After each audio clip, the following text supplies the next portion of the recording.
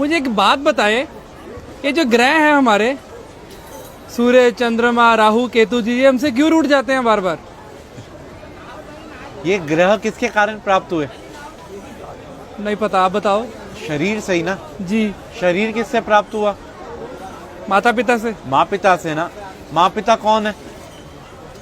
पिता सूर्य, माँ चंद्रमा।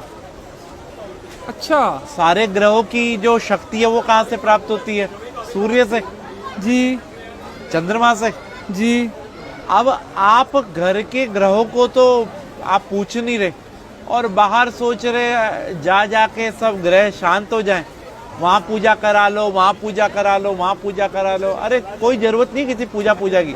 अगर आप अपने माँ पिता को प्रणाम करते हैं ना और उनकी सेवा करते हैं तो आपको किसी भी पूजा की जरूरत नहीं है। मतलब जो बाहर दान पुण्य करता है, किसी गरीब को, किसी नीडी को खिला रहा है, और घर में माता पिता को नहीं पूछ रहा, तो कोई फायदा नहीं दान पुण्य का भी। क्या फायदा ये तो बताओ।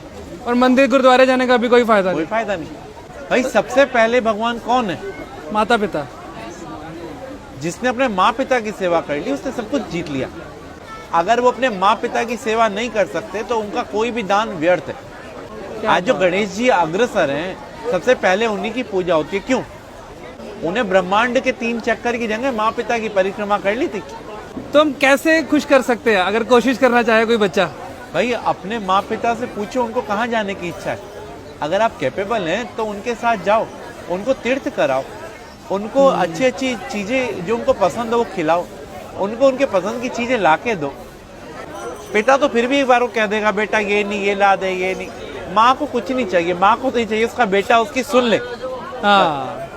तो हम लोग अगर अपने माँ पिता के साथ समय बिताएंगे ना तो उनका अनुभव, और अनुभव से बड़ा कोई भी टीचर नहीं होता। और आज के टाइम में यही विपरीत हो रहे हैं सब। सास ससुर को और बहू को प्यार करते हैं, बेचारी माँ जिसने जन्म दिया उसे जयराम जी की कर देते हैं। जिसके कारण सास ससुर और बीवी मिली है, सब मिले, उसको हम भूल रहे हैं। उसको हम भूल रहे हैं। तो यही हमारे असली कर्म है, बस बाकी सब ढोंग है। हमारा तो कर्म ही सिर्फ अपने माँ पिता की सेवा है, अपने माँ पिता और गुरु। प्रातः काल उठकर रघुराई, माँ पितु गुरु चरण नवाई। भगवान राम भी सुबह उठते ही सबसे पहला काम यही करते थे। माँ पिता की ही सेवा हर एक मनुष्य ने करी और वो भगवान बना। अरे वाह। और फिर उसको कोई ना तो ग्रह तंग करेंगे और ना ही कोई पितृदोष होगा, और उसके पूर्वज भी खुश, सब कुछ खुश। तो राहु केतु फिर तभी आकर परेशान करते हैं। भाई राहु केतु कौन है? बुध, चंद्रमा, सूर्य, शुक्र कौन है? शनि कौन है?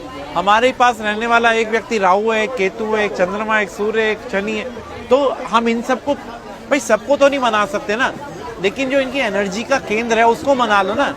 पिता को प्रणाम करने से सूर्य, पिता की सेवा करने से सूर्य, पिता की सेवा करने से हमारे सारे ग्रह शांत हो जाते हैं। आज जो मुस्कान आपके चेहरे पे है उसका कारण कौन है? माता पिता ना। तो वही मुस्कान अगर उनके चेहरे पे आ रही है तो, और कारण आप हो, तो वाह। आपकी वाणी सौम्य होगी तो आपका बुध अच्छा है। आप अगर तेजवान है तो आपका सूर्य अच्छा है। आप अगर सौम्य है तो आपका चंद्रमा अच्छा है। आपकी पत्नी अच्छी मिल गई तो आपका शुक्र अच्छा है।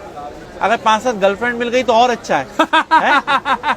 शादी से पहले बाद में नहीं, फिर बुरा है। क्या बात है पंडित जी, आप जिस प्यार से और जिस इतनी आसानी के साथ समझा देते हैं ना, मतलब जो आज के भटके हुए समाज में आप जिस सही डायरेक्शन में डाल रहे हैं ना, मन खुश हो जाता है यहाँ पर आके।